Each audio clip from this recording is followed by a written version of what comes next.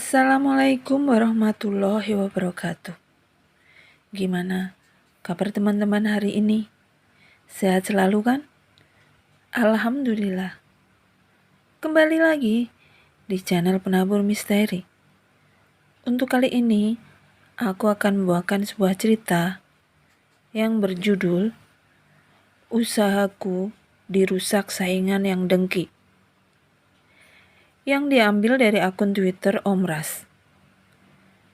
Oke, gak pakai lama, kita langsung ke ceritanya. Cus.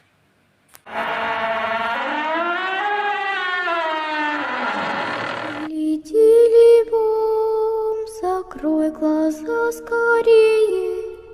Кто-то ходит за окном и стучится в двери. Berawal dari bukanya warung jaring milik pasangan.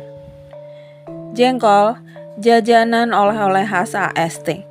Biasanya jengkol direbus dan dimakan bersama lalaan yang terbuat dari kelapa. Suami istri yang baru menikah di akhir tahun 2021 tersebut. Awal-awal buka, warung jengkol itu ramai sekali pembelinya. Bahkan dalam sehari saja bisa menghasilkan ratusan ribu. Dan ramainya pembeli di warungnya itu semakin bertambah, hari demi hari. Sehingga untung yang dihasilnya pun juga semakin bertambah. Kita sebut saja nama si suami Amut dan istrinya bernama Lina. Nah, si Lina ini sampai bisa membeli emas dengan uang hasil jualan jaringnya tersebut, walau tidak besar. Selain untuk jualannya sendiri, biasanya Lina juga membuat lalaan untuk dijual ke pedagang-pedagang jaring lainnya. Karena lalaan buatan tangan Lina ini terkenal lebih enak dibanding penjual-penjual lain. Ia juga membuat kerupuk jengkol, kerupuk gandum, dan berbagai macam jajanan yang terkenal di desanya seperti kue patah, gula guet, telur asin, ulatih, dan lain-lain. Pasangan suami istri ini juga sangat ramah dan baik terhadap orang-orang di sekitarnya. Namun sayang, ada saja beberapa pedagang yang tak menyukai mereka. Bahkan ada seorang pedagang yang sampai rela menjual murah dagangannya hanya demi untuk bersaing dengan Lina. Tapi hal itu tidak membuat warung Lina sepi. Ya, walaupun penghasilannya sehari tidak sebanyak sebelumnya lagi. Dari kabar yang beredar, si pesaing itu sampai berhutang ke sana kemari demi menutupi modal yang habis dikarenakan ia menjual dagangannya dengan harga di bawah rata-rata. Yang biasanya jaring lala seporsi 10.000, tapi dia menjualnya hanya 6-7.000 saja. Itu pun porsinya ditambah lebih besar dari harga 10 ribuan. Sampai-sampai hanya 2 bulan saja warung jaring lala pesaing Lina akhirnya tutup karena bangkrut. Dan ia berhenti berjualan berbulan-bulan lamanya. Hari itu, Lina dan Amut pulang ke desa sang suami yang berada di HST.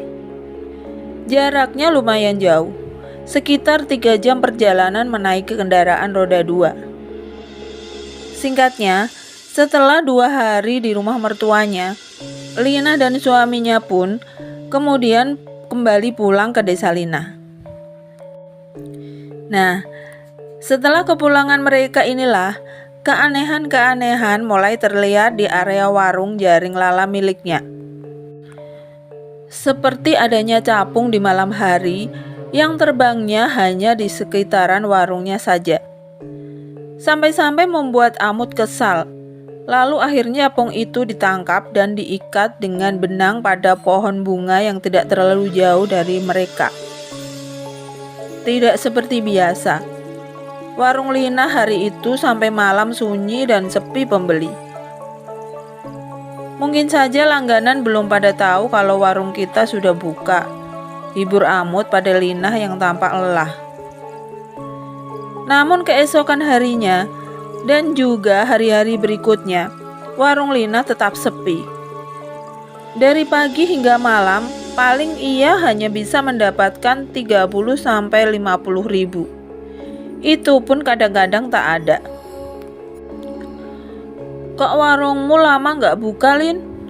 tanya Hasni yang merupakan langganan Lina yang sering sekali memesan lalaan dan kerupuk jengkolnya. Dek. "Hah? Nggak buka gimana, Has? Warungku tiap hari buka, bahkan sekarang sampai malam," jawab Lina kebingungan. "Iya, Lin, aku serius. Aku selalu lewat depan warungmu, tapi warungmu nggak buka sama sekali. Mau ngetuk pintu rumahmu, takutnya kamu belum datang dari HST," ujar Hasni dengan raut wajah serius. Lina terdiam. Ia mulai berpikir, apa jangan-jangan usahanya diganggu orang? Untuk memastikan itu, Lina pun mengajak suaminya menemui seorang guru. Sebutan untuk orang alim semacam ustadz atau kiai di daerah sini. Dan memang benar ternyata, usaha warung jaring lalanya itu terkena gangguan seseorang yang menginginkan usaha Lina hancur. Oleh sang guru tersebut, Lina diberikan air yang sudah didoakan di dalam sebuah botol aqua besar. Dan sesampainya di rumah, Lina langsung membersihkan warungnya sesuai dengan apa yang diperintahkan oleh guru tadi, yakni air disiramkan di sekeliling warungnya. Benar saja, keesokan harinya ketika mereka buka warung, para langganan Lina datang silih berganti. Sama halnya seperti yang dikatakan oleh Hasni kemarin. Mereka rata-rata menanyakan kenapa warung Lina tutupnya lama sekali. Dan Lina hanya tersenyum menanggapi pertanyaan itu. Namun ramainya pembeli di warung Lina tidak berlangsung lama. Hari itu, tepatnya setengah bulan setelah gangguan di warungnya terjadi. Seperti biasa saat Lina asik memasak makanan untuk sarapan mereka berdua, Amut mempersiapkan dagangan warungnya di luar. Akan tetapi, tiba-tiba saja Amut langsung masuk ke dalam rumah, menghampiri Lina yang tengah mendadar telur.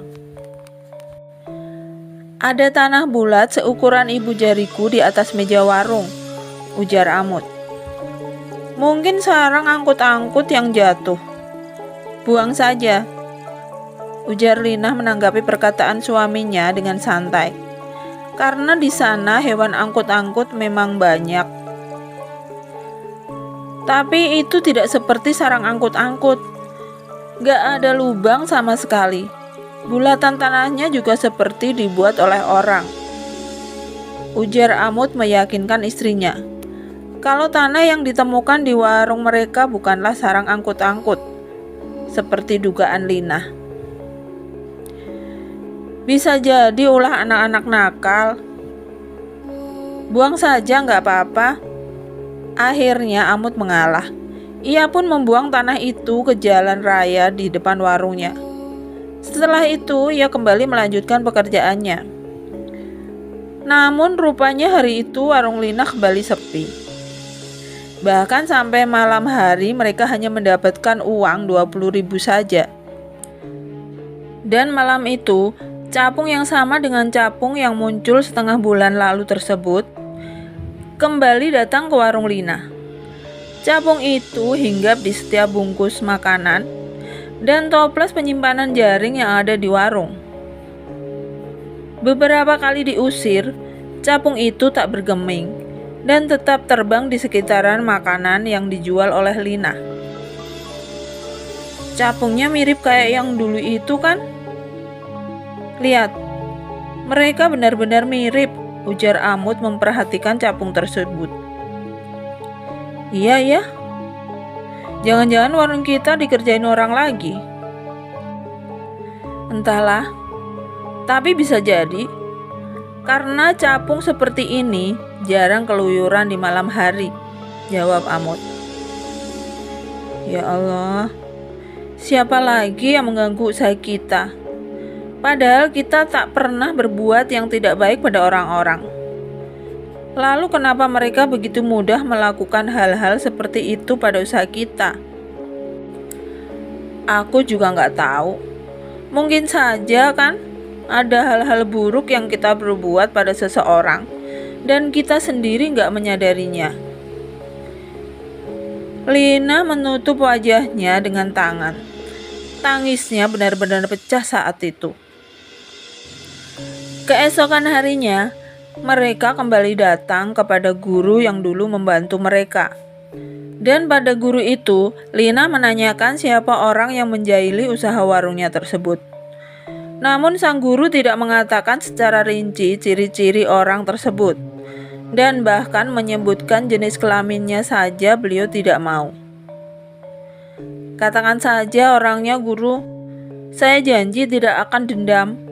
Ini hanya agar saya tahu dan lebih berhati-hati lagi, ucap Lina. Orang ini cukup dekat denganmu. Bisa tetangga atau saingan usahamu. Selebihnya kau saja yang pikirkan. Orang yang mana kira-kira bisa setega itu denganmu? Lina pasrah. Merengek dan menangis pun tak akan ada gunanya karena bila sang guru sudah berkata tidak, maka beliau tidak akan memberitahu pelakunya sampai kapanpun. Lina pulang. Di jalan ia bertemu dengan Hasni yang tengah makan bakso di warung bakso pinggir jalan bersama suaminya. Warungku dikerjai orang lagi, Has. Hah? Apa kamu sudah minta air doa untuk membersihkan warungmu pada guru? Sudah. Ini bahkan yang kedua kalinya, Has. Ini orang yang sama atau berbeda, Lin? Tanya Hasni. Aku tidak tahu. Kata guru, pelakunya bisa tetangga atau saingan usahaku. Kalau tetanggaku rasanya nggak mungkin. Karena usaha mereka berbeda dengan usahaku. Tapi kalau sainganku, kira-kira sainganku yang mana? Apa kamu tidak diberitahu ciri-cirinya? Lina menggeleng. Tidak. Beliau menolak memberitahuku, Has. Aduh. Kalau menerka-nerka begitu, dan kalau kita salah terka, malah jatuhnya fitnah, Lin, ujar Hasni. Nah, makanya itu, aku gak mau menerka-nerka orang. Kalau hatiku sejujurnya curiga sama si A, ujar Lina. Si A itu bukannya sudah berhenti berjualan ya? Iya, tapi sebelumnya, kau tahu sendiri kan, dia berusaha menyaingi kami. Menjual murah barang-barangnya sampai mereka berhutang ke sana kemari. Tapi, sudahlah. Mungkin hanya aku yang menuduh mereka. Setelah kupikir-pikir rasanya juga tidak mungkin mereka. Hasni menarik nafas panjang. Sebenarnya aku punya kenalan. Gak kenal-kenal juga. Tapi aku sudah beberapa bulan ini mengikutinya di media sosial. Karena dia ini suka nulis cerita-cerita horor. Aku tahu akunnya juga dari YouTube. Terus? Nah, dia sering mengiklankan tentang penglaris dan juga obat-obatan herbal dan lain-lain. Siapa tahu kau mau coba kan? Lina menggeleng. Aku coba bersihkan dengan yang ini dulu, Has. Nanti kalau memang sudah buntu, maka aku akan mencoba ke orang yang kamu sebutkan itu. Itu terserah kamu. Tapi asal kamu tahu, sebelumnya aku juga pernah meminta minyak padanya untuk adikku. Kau tahu itu si Tuti. yang hampir bercerai dengan suaminya yang suka mukul itu. Lihat sekarang, rumah tangga mereka bagaimana? Kamu punya nomor teleponnya? Nanti kalau sewaktu-waktu aku butuh, aku akan menghubunginya. Ada? Sebentar. Ini? Ujar Hasni seraya memberikan nomor orang yang dimaksud pada Lina. Setelah warungnya disiram dengan air doa dari sang guru, warung Lina kembali ramai pembeli. Namun hanya berselang 2 hari saja, warungnya kembali mendadak sepi. Lina sampai menangis karenanya. Ia bahkan sempat berniat untuk menutup warungnya. Namun kemudian ia teringat dengan nomor orang yang diberikan oleh Hasni. Dan hari itu juga Lina menyuruh suaminya untuk menelpon nomor yang diberikan oleh Hasni. Namun beberapa kali ditelepon via WA dan telepon biasa, pemilik nomor itu tidak juga mengangkatnya. Hingga akhirnya mereka menyerah dan meminta Hasni untuk menghubungi orang tersebut. Dan ternyata orang yang dimaksud rupanya tengah dalam perjalanan, sehingga sulit untuk mengangkat telepon. Dan sehabis sisa, barulah Lina berhasil mengobrol dengan orang tersebut, yang dipanggil dengan sebutan Amang. Di akhir obrolan itu, Amang berjanji akan datang ke rumah Lina pada hari esok untuk sekedar mengobrol lebih jauh dan melihat warung milik Lina. Singkatnya, sekitar pukul 2 sore, Amang sampai di rumah Lina. Pasangan suami istri itu tentu menyambutnya dengan ramah. Kami kira pian sudah tua semalam. Kami mengira pian sudah tua, ujar Lina tersenyum. Sudah tua juga aku ini, balas Amang sambil tersenyum lebar. Oh iya, coba ceritakan lagi bagaimana kisah warungmu ini, tanya Amang. Pertama, itu ada capung di sekitaran warung ini, hinggap di makanan-makanan yang kami jual. Lalu oleh suamiku capung tersebut diikat, kemudian ditaruh di pohon bunga sana itu. Nah, setelah kedatangan si capung, warung jadi sepi sekali. Lalu saat aku bertemu Hasni, dia bertanya, kenapa warungku tutup terus? Padahal sebenarnya warungku buka. Setelah kami dari HST itu, warung langsung dibuka. Tapi kata Hasni, warung kami tutup. Nah, saat itulah aku curiga dan langsung meminta air doa pada orang yang bisa dan paham dengan hal-hal seperti itu. Biasanya memang pada beliaulah kami para pedagang meminta penglaris usaha. Setelah dibersihkan, warung kami kembali laris lagi. Namun hanya bertahan setengah bulan saja. Kemudian setelahnya warung kami kembali sepi lagi. Dan saat meminta air doa yang kedua ini, malah hanya bertahan 2 hari saja. Lalu sepi lagi seperti ini, cerita Lina. Kalau kurasa ini orangnya dekat, karena bisa memantau kondisi warungmu yang ramai ataupun sepi pembeli.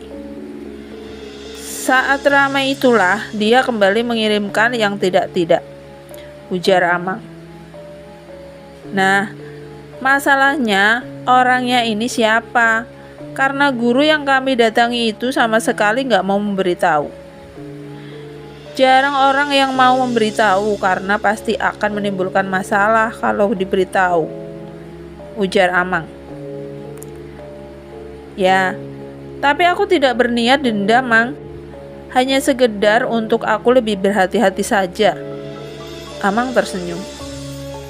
Akan berbeda reaksimu kalau kau sudah tahu orangnya, kata Amang setengah bercanda.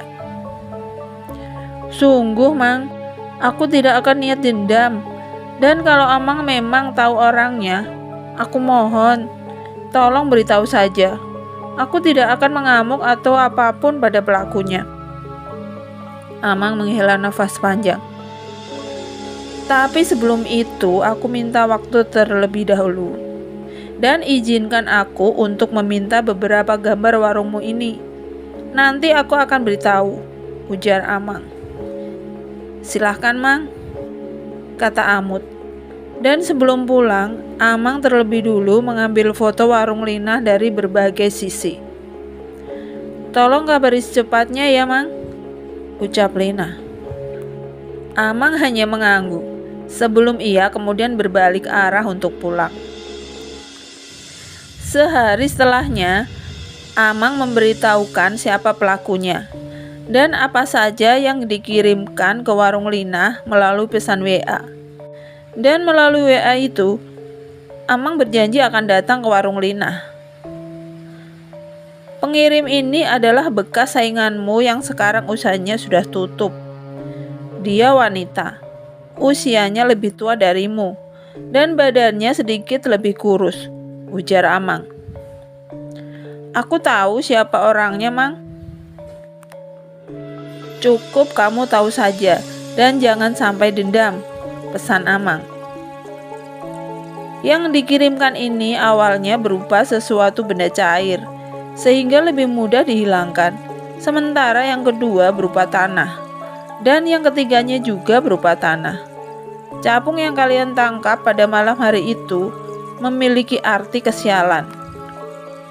Jarak antara kiriman kedua dan ketiga ini tidak berselang lama. Sepertinya orang itu benar-benar menginginkan usahamu tutup, lanjut Amang.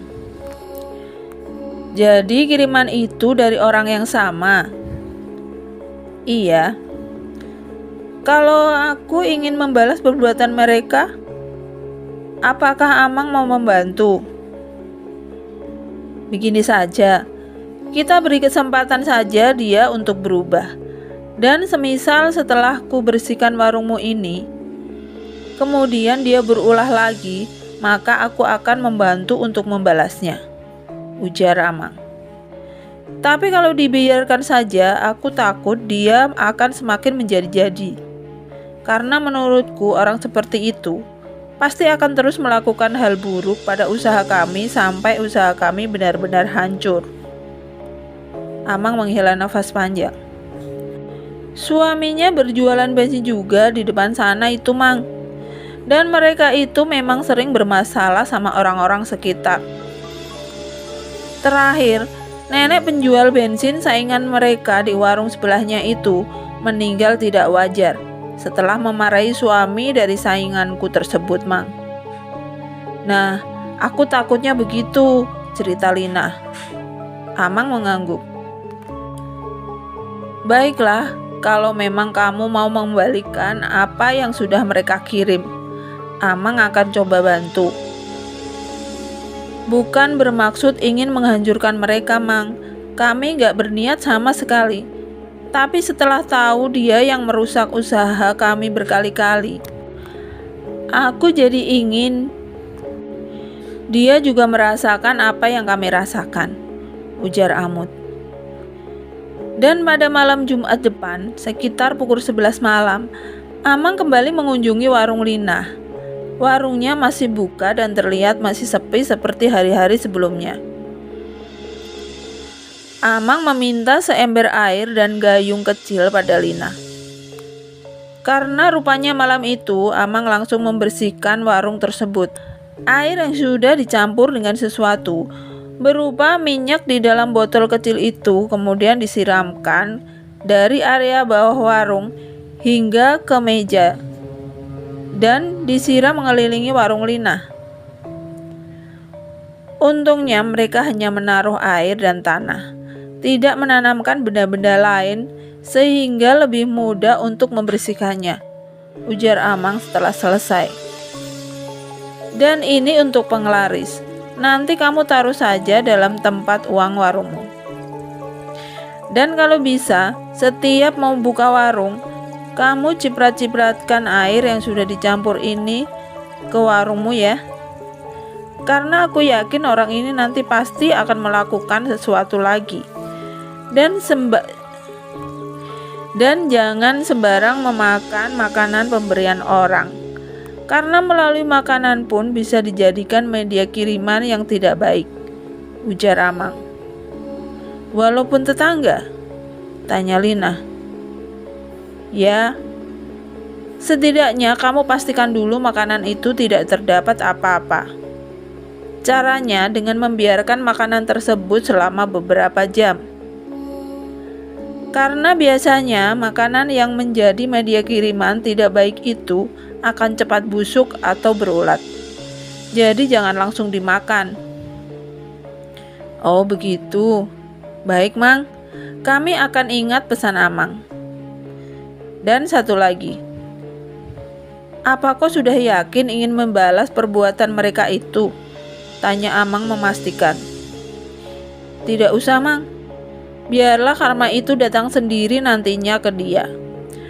Karena setelah kupikir-pikir, apa bedanya aku sama dia kalau aku membalas perbuatannya itu? Jawab Lina mantap. Amang tersenyum dan mengangguk. Kalau begitu aku pulang dulu. Oh iya, minyak-minyak itu akan lebih bagus kalau sering-sering kau bawa sholat atau beribadah, ujar Amang sebelum pulang. Seminggu telah berlalu. Hasni mengirimkan video warung Lina yang ramai pembeli lagi pada Amang. Dia juga mengatakan kalau Lina sudah semakin sibuk karena mereka berdua sekarang mendapatkan banyak pesanan lalaan, kerupuk jengkol, dan kerupuk gandum. Bahkan sampai-sampai mereka berdua kewalahan dengan pesanan yang membludak. Apalagi saat itu mulai masuk musim penghujan, tentu akan sangat sulit untuk menjemur kerupuk mentah. Terima kasih Mang, kata mereka. Nanti kapan-kapan kalau lewat sini, Amang harus mampir katanya. Mereka mau ngasih jaring lala, ujar Cat Hasni dengan emoji tersenyum. Beberapa bulan setelahnya, Lina menghubungi Amang lagi. Dia mengabarkan bahwa rupanya usaha bensin milik suami saingannya dulu sudah tidak pernah buka lagi sejak 1 bulan terakhir ini. Menurut kabar, suami saingannya itu mengalami kebangkrutan hingga sampai harus menjual rumah dan juga toko mereka. Sementara, saingannya kembali membuka warung jaring lala lagi. Namun tidak banyak yang beli, karena orang-orang pada takut, terlebih lagi pembeli yang berjenis kelamin laki-laki. Karena pernah beberapa kali suami saingannya itu hampir menebas orang dengan parang hanya karena cemburu melihat istrinya diajak ngobrol oleh pembeli laki-laki. Padahal obrolan yang biasa-biasa saja, seperti layaknya obrolan antara penjual dan pembeli. Sebab itulah orang-orang jadi takut untuk berbelanja di sana, apalagi setelah suaminya menganggur itu. Dia selalu ada menemani istrinya di warung jaring lala. Oke, sekian dulu ceritanya. Semoga dapat diambil pembelajaran dari kisah cerita ini. Nantikan cerita-cerita lainnya yang tentunya lebih seru dan horor. Dan jangan lupa yang belum subscribe dulu dan tekan tombol loncengnya agar tidak ketinggalan cerita-cerita dari channel ini. Matur nuwun. Wassalamualaikum warahmatullahi wabarakatuh. Закрой глаза скорее, кто-то ходит.